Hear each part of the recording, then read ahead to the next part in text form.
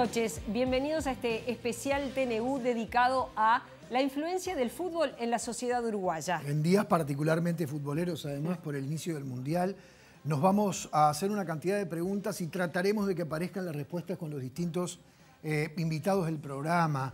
¿Qué pasa en el ser humano? ¿Cuál es la reacción fisiológica, química, psíquica que se dispara cuando una pelota comienza a rodar? ¿Cuál es el fenómeno cultural que hace que tanta gente esté pendiente de una pelota rodando? No solamente en lo que es este mes, durante el Mundial de Fútbol, sino también normalmente, ¿no? Vamos a tener incluso ejemplos hasta divertidos que de alguna manera grafican qué es lo que sucede y cuál es la reacción humana frente al rodar de la pelota. Y el punto de partida es un trabajo que la Asociación Uruguaya de Fútbol encargó a la Facultad de Psicología y a la Facultad de Ciencias Sociales. Por allí comenzamos. La Asociación Uruguaya de Fútbol encargó un estudio a la Universidad de la República. El objetivo general buscó entender cuál es el significado del fútbol para la sociedad de nuestro país. Según datos de la encuesta, el 53% de la población piensa que el fútbol es lo que más destaca a Uruguay en el exterior. En la sociedad uruguaya, el fútbol es más importante que la política. El 44% de la población expresa que este deporte es muy o bastante importante en sus vidas, mientras que la política lo es para el 40%. Respecto a la selección nacional, la encuesta muestra que el 74% de la población siente que la selección actual lo representa, lo ilusiona y le despierta orgullo. El 72% mira los partidos por televisión o internet cuando juega la selección. En los grupos motivacionales se expresó que la selección es la patria, es el país, es la identidad. Queremos ver algo bueno, es lo único que nos une. El ingreso económico de los clubes profesionales en el año 2016 fue de $50 millones y el ingreso de la selección nacional para ese año fue de $10 millones.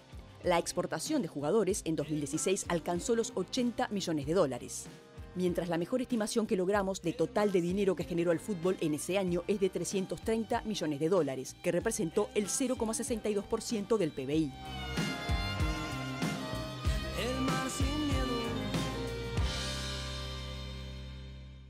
Bueno, mucha de la información que ustedes escuchaban en este pequeño informe surge de una investigación que realizaron la Facultad de Ciencias Sociales y la Facultad de Psicología para la Asociación Uruguaya de Fútbol.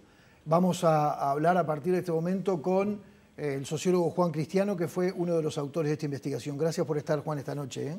Bueno, muchas gracias por la invitación, es un gusto. Bien, y no podemos evitar, es algo que yo creo que en el que a lo largo de todos estos días, mientras armábamos esto que le estamos presentando a todos ustedes esta noche, lo veíamos como imprescindible, una mirada antropológica de por qué el fútbol significa lo que significa para mucha gente, particularmente acá en Uruguay, o lo que es lo mismo, por qué estas cifras que veían en el informe y que va a profundizar Juan Cristiano suceden con un fenómeno como el fútbol. Y es por eso que hemos invitado a Florencia Facio, que es antropóloga social. Gracias, Florencia, por estar con nosotros. Bueno, gracias a ti, Fernando. Además de cuna futbolera, porque es la hija de Juan Ricardo Facio, gran deportista, entrenador, periodista, en fin, un hombre que con respecto al fútbol se supone que debe haber inculcado mucho en tu casa, ¿no? Bastante. Vamos a empezar con Juan. ¿Cuáles son los puntos que destacarías de esta investigación, reitero, que realizó la Facultad de Ciencias Sociales y la de Psicología para la AUF, informe realizado por el doctor Felipe Arocena, por Juan Cristiano, por Patricia Domínguez, Rafael Paternain y Diego Traverso? ¿Cuáles son los puntos que destacarías como llamativos? Bueno, en primer lugar, la importancia que tiene el fútbol para los uruguayos. Allí en la presentación veíamos que aparece como uno de los aspectos más importantes para nuestra sociedad, incluso por encima de la política. También me parece importante destacar la importancia que tiene a nivel económico, es decir, solamente el fútbol representa un 0,62 del PBI, es decir, es una cifra nada despreciable.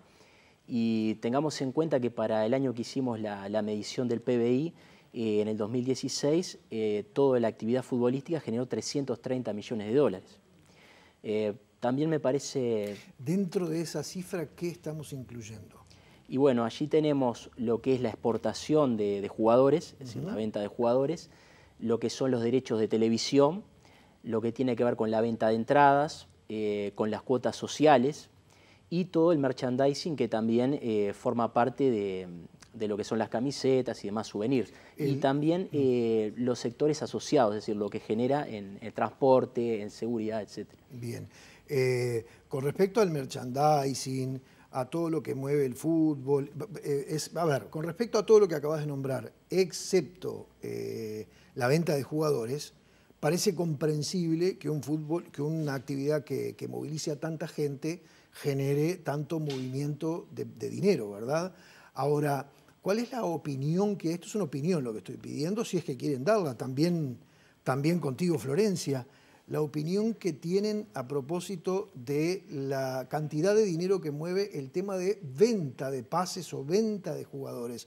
Porque realmente habemos quienes vemos esto como algo realmente obsceno, pero realmente obsceno. Nos avergüenza y nos hace sentir un contraste muy fuerte cuando vemos otras realidades que suceden en el mundo. ¿Cuál es la opinión, cuál es la mirada que hay sobre tanto dinero para no solamente para los pases de los jugadores, sino los salarios de los mismos?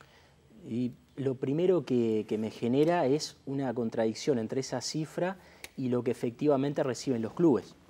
Porque tenemos clubes que son, salvo Peñarol y Nacional, y bueno, de repente algún otro caso, quizás Defensor, que está bastante bien económicamente, vemos que hay clubes con situaciones económicas bastante precarias, ¿no? Es decir, donde muchas veces se hace difícil hasta poder competir.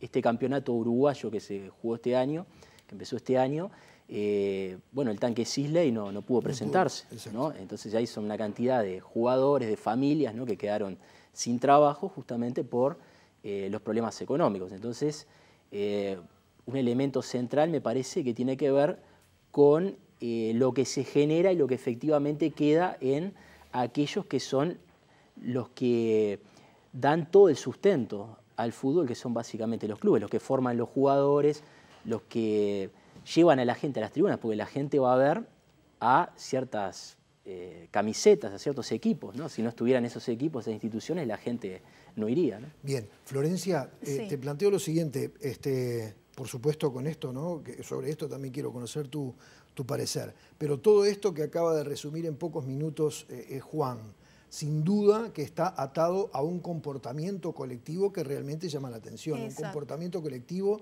sobre el cual muchos no podemos comprender por qué genera lo que genera la pelota rodando. ¿Cómo se ve esto desde la antropología? Tenemos que considerar que el fútbol es un fenómeno histórico-cultural, ¿verdad? En un devenir histórico ha llegado a lo que es hoy en día. Me voy a centrar específicamente en Uruguay. El fútbol llega a fines del siglo XIX con los ingleses. Rápidamente es adoptado por los uruguayos en la forma de juego. ¿Por qué? Porque era muy fácil. Tiene reglas muy definidas, fáciles de memorizar y con algo que ruede y con algo que marque lo que es un arco ya es suficiente para poder jugar. Entonces rápidamente se criollizó. También tenemos que tener en cuenta que cuando empezó el fútbol en Uruguay, la FIFA no existía. La FIFA es de 1904. Y la FIFA, en el correr de todo el siglo XX, lo que ha hecho es acrecentar su poder. Es interesante pensar que en 1930, que es una investigación que estoy haciendo sobre el Mundial de Uruguay, la FIFA era una institución sumamente débil. La FIFA tenía que moverse a través de las asociaciones que había en los países. Entonces, ¿por qué eligen a Uruguay? Justamente por eso, para tratar de que el fútbol empiece no solo a replegarse en Europa, sino llegue a América y se instale en América. Y sucesivamente en el correr del siglo XX se ha ido a los otros continentes. Entonces, creo que lo que ha sucedido con respecto a lo que ahora sale un pase, etcétera, tiene que ver con ese devenir histórico que tuvo la FIFA, que se ha transformado en una institución transnacional, que tiene a veces hasta más poder que los propios gobiernos nacionales y que me parece que se ha ido creando una especie de monstruo que ha terminado en lo que es ahora. Es un deporte, es el deporte número 1 de todo el planeta, es el que más gente congrega atrás de un televisor, no solamente en las canchas, y como decían ustedes, el tema del merchandising también es sumamente importante, y todo eso lo que vemos son los tentáculos de la FIFA que ha ido como agarrando cantidad de espacios en el correr de todo el siglo XX. Eso que vos estás diciendo de la FIFA en el próximo bloque lo vamos a tener con Martín Franco, porque Martín, que es uno de nuestros periodistas deportivos, tiene una línea de pensamiento que la ha expresado sin ningún tipo de prurito, lo dice con mucha franqueza, con mucha sinceridad, ha expresado cosas tales como las que vos estás diciendo. Por ejemplo, ha planteado, y seguramente yo quiero hablar de eso cuando en el próximo bloque con él, ha planteado que hay una especie de estado paralelo por parte de la FIFA. Y hemos visto claramente que la FIFA tiene sus propias reglas que están por encima incluso de las normas del derecho internacional. Hasta me atrevería a decir de las normas del jus cogens, que es el orden público del derecho internacional. El jus cogens es aquello que establece el derecho internacional y no puede dejar de cumplirse. Un ejemplo solo, lo que hicieron con Luis Suárez en Brasil en 2014, independientemente de la mordida del jugador italiano. Lo cierto es que hubo un atropello a sus derechos humanos, que realmente, nosotros me acuerdo que en aquel entonces trabajamos con algunos especialistas en derechos humanos, como por ejemplo el profesor David Uriarte, que decía que efectivamente había habido una gran violación a los derechos humanos. Pero resulta que la propia víctima no lo reclamó, y esto nos lleva a pensar otra cosa. No lo reclamó por justamente, y volvemos a lo económico, la cantidad de millones y millones que mueve el fútbol y los beneficios económicos que el fútbol le da a determinados jugadores, no a todos, porque el jugador del campito o del cuadro chico no los tiene. Y es más, a veces hasta está mucho tiempo sin cobrar su sueldo. Entonces yo me pregunto, ¿es una nueva esclavitud? ¿Es una nueva forma de esclavitud el tener que soportar la humillación que muchas veces soportan los jugadores de fútbol por el hecho de que ganan muchísimo? Es que es importante destacar, como algo del estudio, que hay una gran heterogeneidad en lo que son los jugadores, ¿no? Porque tenemos dentro del fútbol profesional, tenemos jugadores que están en un nivel económico superlativo, pero también tenemos jugadores que cobran cada 6 meses, claro, ¿no? O a veces no cobran ni siquiera para el otro año. Entonces tenemos una gran heterogeneidad en el fútbol profesional. Y también hay que destacar que hay una gran práctica de fútbol en nuestro país que es amateur. Por ejemplo, la Organización del Fútbol del Interior tiene 100.000 afiliados, es decir, que forman parte de los diferentes equipos que integran OFI. En el fútbol infantil tenemos unos 48.000 niños y niñas que practican fútbol, en las edades que van de 6 a 13 años. Tenemos la Liga Universitaria con 8.000 afiliados. Entonces tenemos una enorme práctica de fútbol que no va por los criterios de la mercantilización o el mercado, sino por criterios lúdicos o simplemente de un esparcimiento. Y a eso podemos sumar también los diferentes grupos de amigos que fin de semana tras fin de semana se reúnen para jugar al fútbol 5 o para ir a jugar al fútbol 11. Entonces, tenemos que en total, en lo que es la práctica organizada y competitiva, tenemos unas 165.000 personas que practican fútbol de manera organizada. Pero al mismo tiempo tenemos que casi un cuarto de la población mayor de 15 años practica fútbol, con cierta asiduidad, ¿no? Con cierta regularidad. Bien. Juan, ahora para cerrar, porque ya se nos está terminando el tiempo, quiero hablar en segundos nada más de algo que creo que también surge del estudio, y es que esta selección particularmente es más seguida e incluso moviliza, yo lo confieso, yo no sigo el fútbol, pero sí sigo a esta selección, solamente a esta. Pero quiero mostrarles a los dos un pequeño tape en el que de alguna manera vemos el comportamiento de los seres humanos que realmente se apasionan por el fútbol, entre otros momentos cuando juega la selección de sus amores, porque quiero cerrar con una opinión de cada uno de ustedes sobre qué es lo que provoca ese comportamiento. Lo vemos.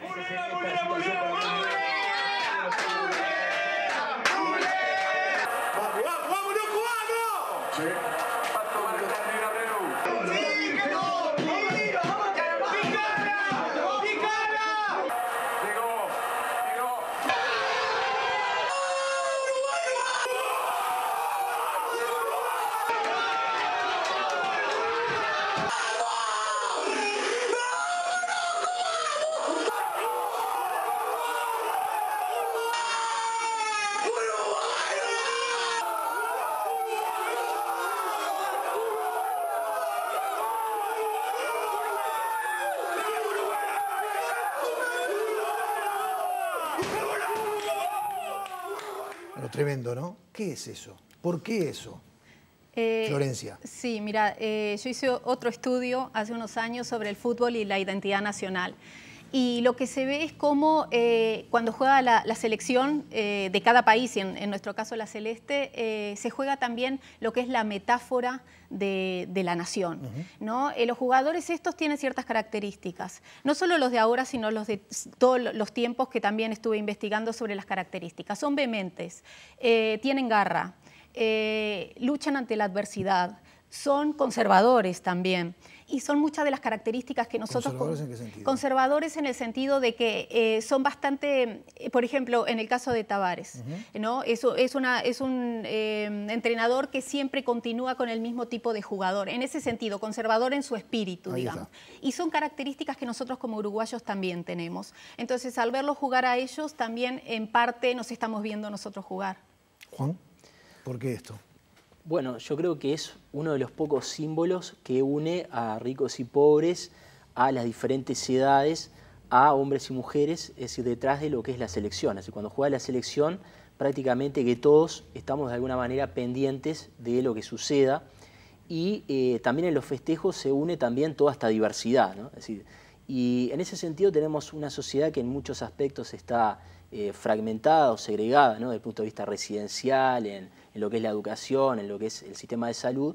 Y bueno, a través de estos momentos en los cuales la selección obtiene algún triunfo, esas diferencias quedan de lado y como que predomina el aspecto simbólico, ¿no? de la selección. Bien, por último, ¿hay pan y circo en todo esto?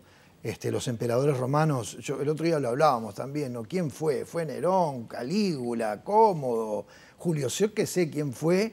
Ese gran político lo digo entre comillas, ¿no? Porque en realidad hoy en día vemos al gran político como aquel que es un tanto maquiavélico, y lo digo en forma literal, ¿verdad? Para aquellos que leyeron El Príncipe.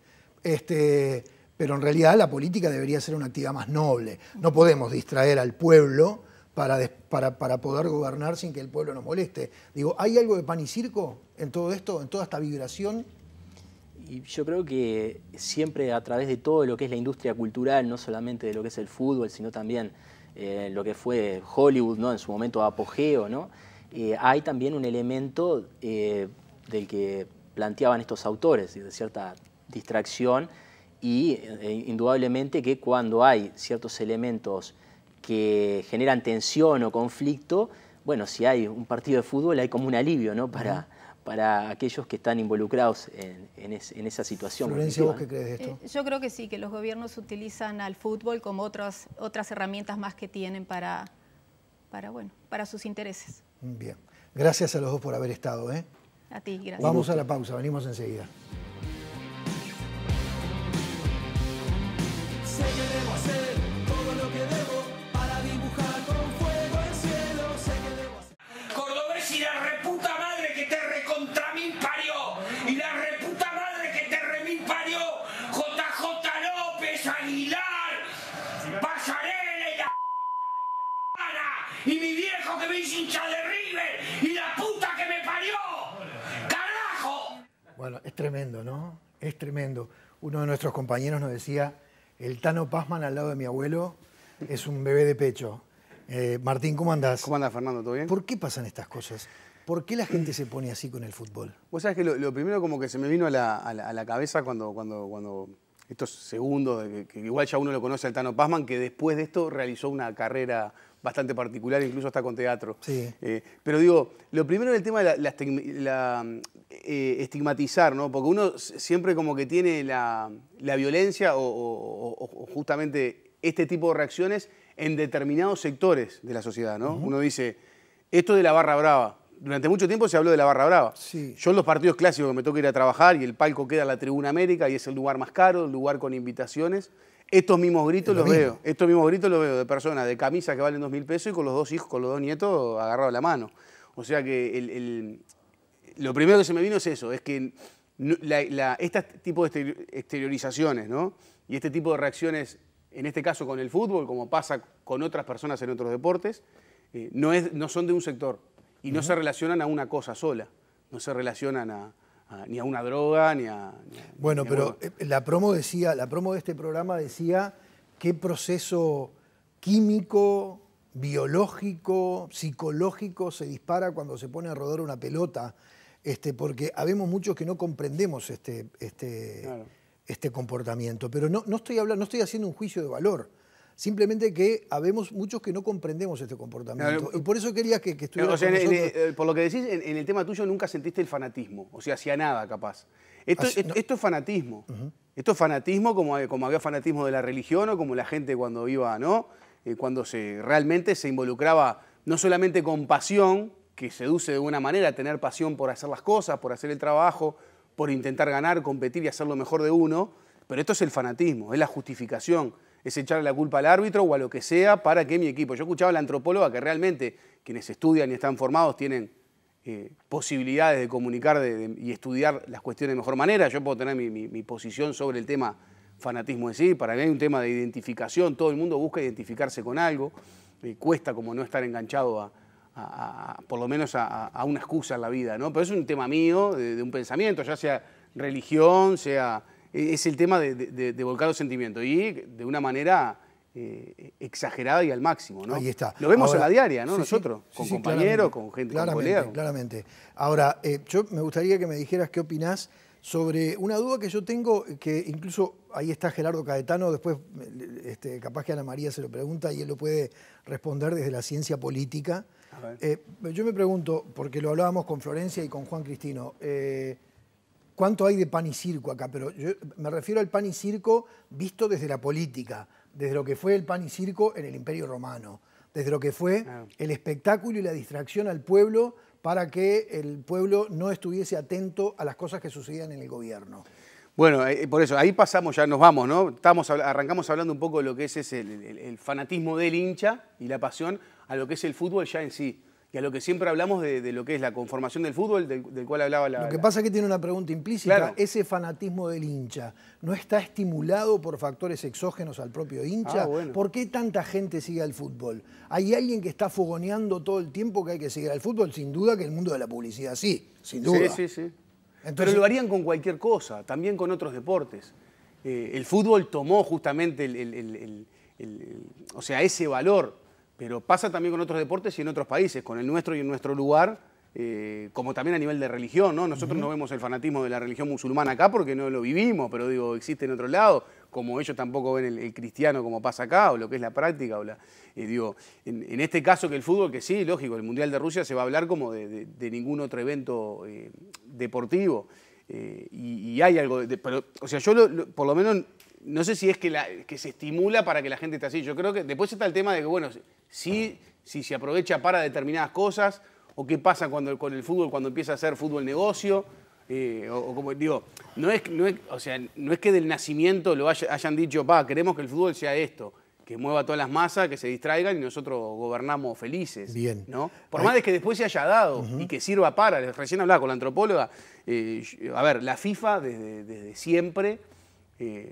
vamos a ver qué pasa desde este momento y en adelante, no se preocupó por si iba a organizar un mundial y había una dictadura militar, como fue en Argentina en 1978. Sí, la FIFA no se interesaba y no se involucraba en cuestiones... Pero tampoco se interesa por lo que pasa en Qatar, por ejemplo, y el próximo mundial es en Qatar. Tampoco se interesa por la gente que está muriendo cuando construye los estadios. Estadios que van a tener aire acondicionado para darle confort a sus asistentes y como una... cachetada, como una contrariedad realmente flagrante, hay gente que construye esos estadios y se muere por golpe de calor, por las características del clima. Ahora, a propósito de la FIFA, porque yo en realidad te quisimos traer porque conocemos la línea del pensamiento que tenés, una línea de pensamiento que te ha costado caro de alguna manera. Yo quiero decirlo, no sé si no corre por mi cuenta, yo siento la sensación... Soy feliz. Por eso, creo que eso tiene más valor. Apoyar la cabeza en la almohada de noche y dormir tranquilo tiene más valor pero el tema que simplemente... pasarse todo el día de traje y corbata corriendo de una cancha a otra, y un programa a otro, y una radio a otra, y un canal a otro, pagado por un solo patrón. Sí. ¿No? Pero no importa. A mí siempre me gustó cómo pensás, cómo miraste vos a la FIFA durante mucho tiempo. Ojalá esté cambiando esa cosa de Estado paralelo o de poder paralelo, o de un orden normativo paralelo al orden mundial, como vos lo dijiste tantas veces. Lo que pasa es que ellos mismos lo han contado, no es nada oculto. es simplemente escuchar lo que la FIFA ha intentado llevar adelante durante mucho tiempo, incluso las asociaciones de fútbol, ¿no? Y el discurso de siempre, no te metas, las cosas del fútbol pasan en el fútbol. El fútbol como un cogobierno en paralelo de cualquier Estado de Derecho. Así, ha funcionado así y por eso siempre ha costado y mucho más que se regularice la historia. Desde todo punto de vista, los derechos del trabajador cuesta más, el Banco de Previsión Social desde hace un tiempito, los aportes.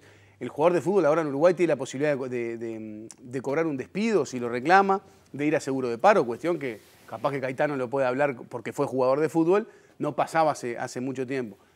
Al ser un cogobierno que vaya en paralelo costó muchísimo más y además a estar asociado a eso, ¿no?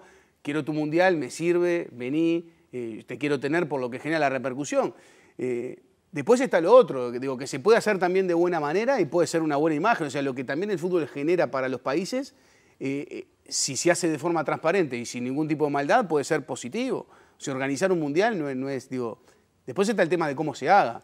Ya conocemos el FIFA Gate, ya conocemos lo que explotó y por qué explotó. No explotan las cosas de casualidad, ¿no? En su momento la FIFA le dio los mundiales a Rusia y a Qatar y los que querían los mundiales eran Estados Unidos e Inglaterra. O sea, no hay que descubrir la pólvora, ¿no? Es como los casos de doping de los rusos, de los deportistas. Los rusos son los únicos deportistas en el mundo que consumen sustancias para favorecer su rendimiento deportivo. ¿Y qué pasa con todos los otros casos que se han descubierto? ¿Por qué no sancionan a las otras instituciones o a los otros países? Hay movimientos políticos vinculados al deporte. Eso último que estás diciendo es política pura. Claro, lógico, es política pura. Porque después de que le entregan el Mundial a Rusia, que se buscó hacer un complot en el mismo Congreso, en el mismo FIFA, después del FIFA Gate, después de que la justicia de Estados Unidos ataca y fuerte contra lo que es la corrupción de derechos de televisión, en más lo que son las coimas, que existieron por lo menos desde el 90 a esta parte, por lo que va la investigación, ¿no? Hay testimonios. Los movimientos políticos se dieron, quisieron boicotear el Mundial de Rusia, se juntaron 8 o 10 países europeos para hacerlo con Estados Unidos, no lo lograron hacer. Estaba el apoyo de Blatter, estaba el compromiso en su momento, ¿no? Pero eso existe. Ahora, que pueda cambiar, podrá cambiar. Yo el otro día hablaba con un amigo y le decía, ¿no? Le ponía un ejemplo claro. Alejandro Bursaco, que es el referente de la empresa Torneos y Competencias, vinculado al tema de las coimas, con las empresas Datiza, que eran Torneo, Full Play y Traffic, hoy es una de las fuentes principales de la investigación de Estados Unidos, ¿no? Incluso creo que la sentencia de él pasó ahora para el año que viene todavía. Está ahí Alejandro, caminando por las calles de Estados Unidos, pero colaborando mucho como el presidente de la Federación de Chile, Sergio Jadue. Pero, por ejemplo, él era el que coimeaba para Torneos y Competencias. Actualmente Torneos y Competencias tiene los derechos del Mundial de Rusia para Argentina. Claro. ¿Está cambiando realmente la historia? ¿O son chivos expiatorios de un sistema que no va a cambiar? Hay que ver, hay que esperar, pero digo, porque digo, las empresas siguen funcionando. Me dejaste pensando, porque uno ingenuo y desconocedor creía que estaba cambiando. No, a ver, la FIFA promueve la transparencia, el desarrollo del fútbol femenino, ciertas inclusiones. La Conmebol, con Alejandro Domínguez, que es el actual presidente, salió a dar una conferencia de prensa que dijo, acá no hay, ya se acabaron las tercerizaciones, acá la historia... Bueno, es un comienzo de... Ahora, todo esto que vos acabás de detallar y todas esas características que fueron un sello de la FIFA durante toda su historia, más que nada en los últimos años, y toda esa suerte de poder paralelo al que vos hacías referencia, tiene que tener algo que lo soporte, que lo sostenga, que lo sustente. La pregunta ¿es ese comportamiento de la gente? Es decir, los políticos del fútbol mundial observaron que tenían un terreno propicio para sostener todo ese andamiaje impresionante y además desconectado de lo que es incluso el propio derecho internacional. Claro, sí, es un gran paraíso fiscal, ¿no? En su momento fue. Un gobierno en paralelo que no puede ser sancionado, es un gran paraíso fiscal. Aprovecharon el vehículo, aprovecharon que lo llevaba el tren, me parece, ¿no? Es un punto de vista. Lo que pasa es que el fútbol de la década del 80, cuando cambia, después de los 70, también lo puede contar Caetano, el Luis Ubiña, capitán y campeón con Nacional, fundía hierro para los ascensores de Dotti y jugaba al fútbol, laburaba 8 horas y después iba a entrenar. Después de los 80, cuando el pase de Maradona a Italia, 4 millones, hoy te venden un pibe de tercera división a 10 millones en Inglaterra. Empieza a aparecer el dinero y las posibilidades, desde el potrero hasta el derecho de televisión. Y las empresas funcionan como siempre en esto. O que las empresas de arquitectura en otros países o en donde sea, yo no soy especialista en eso, no coimean para ganar algunas licitaciones. No lo sé. Porque, claro, digo, en el fútbol pasa porque aparecen los grandes empresarios, pero digo, en otras cuestiones pasa que en el fútbol apareció el dinero, apareció rápido, se dio la posibilidad, hace números de toda la gente que lo consume y que pagaría por tener una foto, porque mirá que es increíble lo que genera. O sea, eso también le abrió la cabeza a los jugadores que durante mucho tiempo estuvieron privados de tener posibilidades económicas o veían que sus empresarios o sus representantes compraban casas millonarias y ellos recibían un salario y lograron de reivindicar los derechos de imagen, de tener, o sea, la AUF recaudó este último año, solamente por derechos de merchandising, que fueron liberados en el gobierno, por así decirlo, de Sebastián Bauzá, la AUF, casi 10 millones de dólares, más de lo que recauda.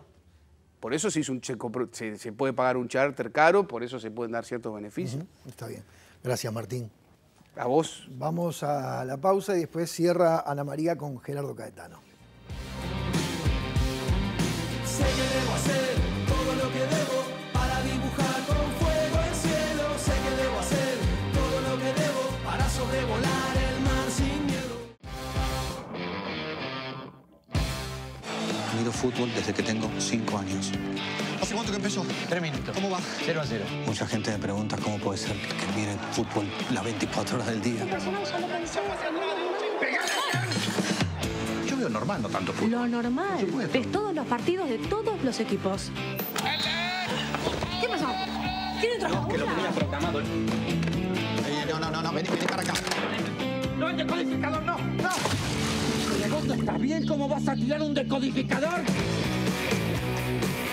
Viste que se suspendió el partido.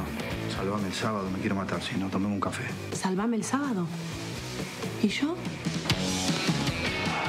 Tenés que consultar a un especialista, pero urgente, porque estás todo tomado. Perdiste tu trabajo, estás perdiendo tu familia. Y sos un perdedor al final. Porque tú me decís, mira, Pedro, te enganché con una mina. Yo digo, está bien, mala mía.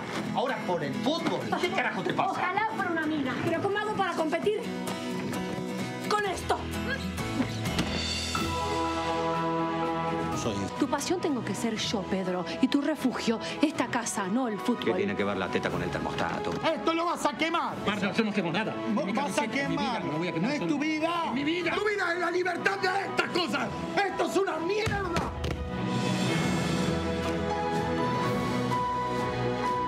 Elegí, Pedro. ¿El fútbol o yo? ¿Te querés separar?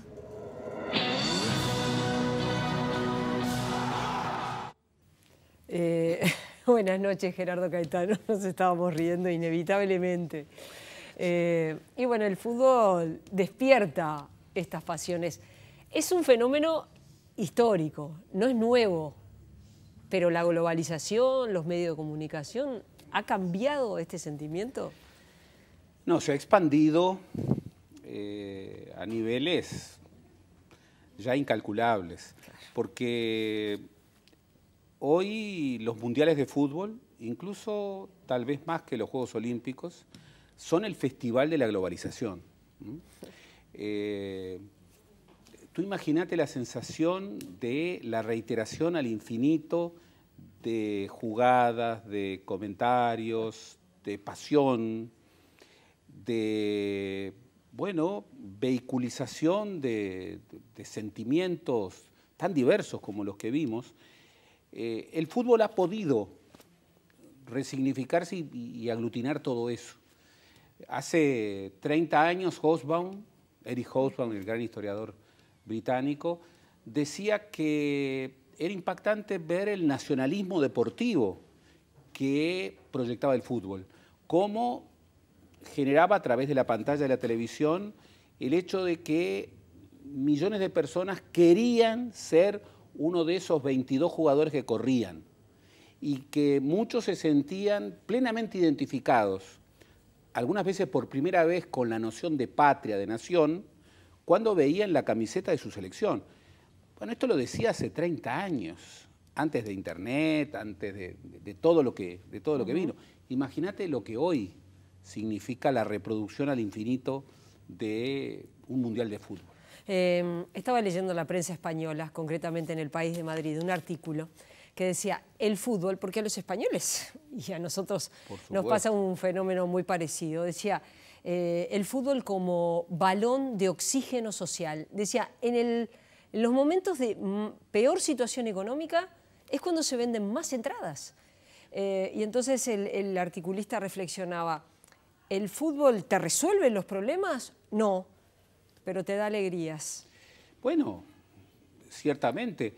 El deporte, y en general el deporte espectáculo, y el fútbol es eso, es catártico. Promueve justamente la explosión de muchos sentimientos.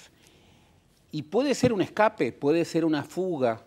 Hay gente que, digamos, toda la bronca que tiene la transfiere el domingo o el sábado cuando va a ver a su equipo, y entonces tiene la posibilidad de despacharse con los rivales y particularmente con ese odiado universal que es el juez.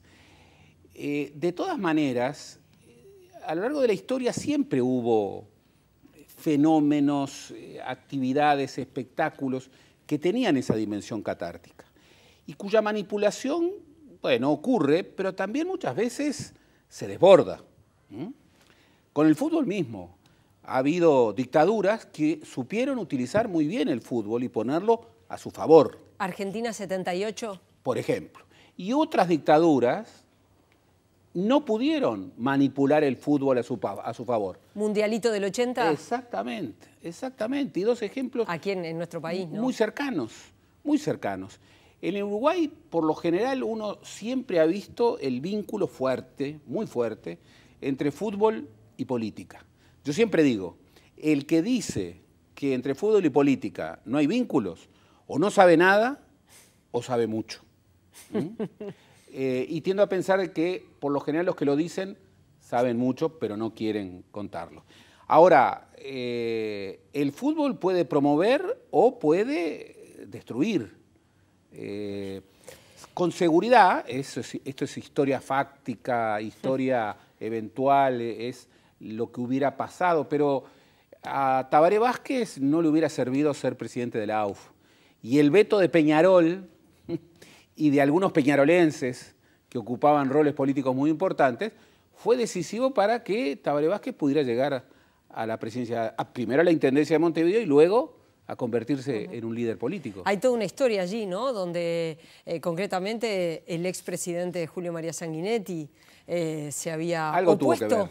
Algo tuvo que ver. O por lo menos está en la historia, ¿no? Que se habría opuesto a la presidencia del doctor Tabaré Vázquez, de aquel médico oncólogo, a la presidencia de la Asociación Uruguaya de Fútbol. En una época en donde ser presidente de la AUF estaba muy articulado con la política, y la política era un bipartidismo blanco-colorado, en donde la izquierda era el intruso. Bueno, hoy casi que te podría decir que las cosas han cambiado muchísimo, al punto de que, bueno, hoy en el fútbol el peso de un lobby de izquierda juega y mucho, y mucho. Esta trayectoria que ha tenido el maestro Tabarés en los últimos 12 años, acompañado con la presidencia de Bauzá, de Sebastián Bauzá, y ahora del actual presidente Valdés. Yo creo que ahí tiene que haber como un acuerdo donde los dirigentes tienen que estar a la altura de lo que es la selección uruguaya que tenemos, ¿no? Por supuesto, ha habido una transformación extraordinaria. Positiva, ¿no? Positiva. Y esto no solamente tiene que ver con los éxitos deportivos, el hecho de que el fútbol uruguayo se ha reconciliado, la selección uruguaya se ha reconciliado con su sociedad.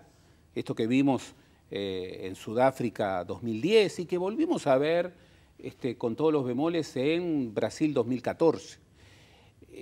Yo nunca había visto esta dimensión de nacionalismo sano, articulando, asociándose con los valores que implicaba la selección uruguaya. Pero al mismo tiempo hemos tenido una dirigencia que ha acompañado ese proceso. Y también hemos tenido una transformación cultural de los futbolistas. Yo no tengo la menor duda que algo tan sano como es el movimiento Más Unidos que Nunca, este movimiento que vino para transformar el fútbol y Los intereses económicos de los mismos de siempre, de los poderosos. Por supuesto. De los que se quieren quedar con el negocio, con el espectáculo. Por supuesto, tiene mucho que ver con la era Tavares. Tavares fue alguien que tuvo algunos aciertos formidables. Él siempre ha dicho que él como director técnico no es un gran innovador táctico. No trajo una revolución táctica. Él siempre dice que los revolucionarios tácticos de la historia del fútbol uruguayo son Ondino Viera y el profe José Ricardo de León. Pero él sí trajo una gran innovación organizativa, planificadora.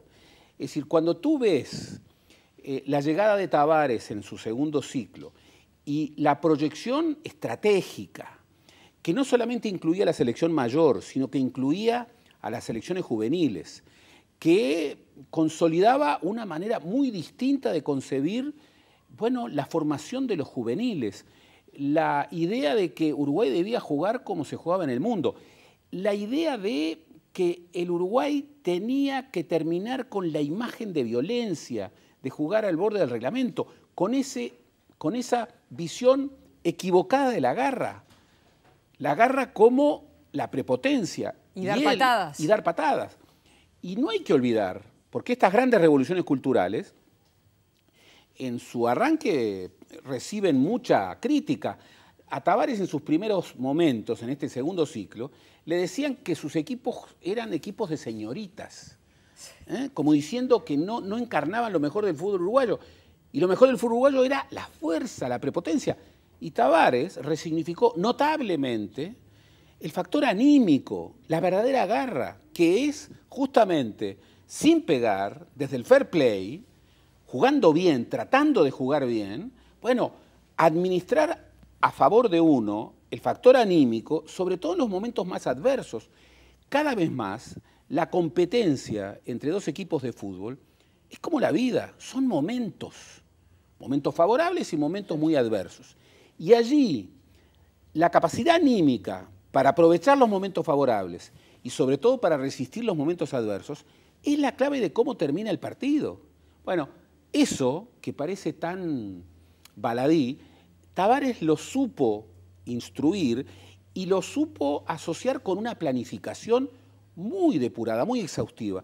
Cuando tú ves a las selecciones juveniles y ves cómo actúan con los mayores, cómo agradecen, cómo de alguna manera tratan de jugar bien, cómo respetan, bueno, uno ve realmente algo que está más allá de los resultados. Por supuesto que ganar o perder es muy importante, pero hay que saber, para ganar hay que saber perder. Y eso tiene que ver con valores. Y me parece a mí que esa es la mejor herencia y la mayor enseñanza, los valores que se transmiten, ¿no? Cuando Tavares habla de la historia gloriosa del fútbol uruguayo, está tocando uno de los núcleos más centrales del dilema uruguayo. Uruguay, en todos los niveles, puede quedar aprisionado con la mochila de su mejor historia, pero también puede utilizar esa mejor historia, que la tiene en el fútbol y en otras cosas, como una especie de trampolín hacia el futuro. Tavares ha logrado recuperar, como él dice, una continuidad que de alguna manera le da más chances a Uruguay en la competencia con los mejores. Gerardo Gaetano, gracias por haber venido. Nosotros nos despedimos. Ojalá les haya gustado el programa. Volvemos el próximo miércoles a las 21. Más, ya no me aguanto la cabeza, se me parte por atrás. Reparto cartas a un puñado de perros de presa. Se ríen, fuman, dejan marcas de cigarro en la mesa.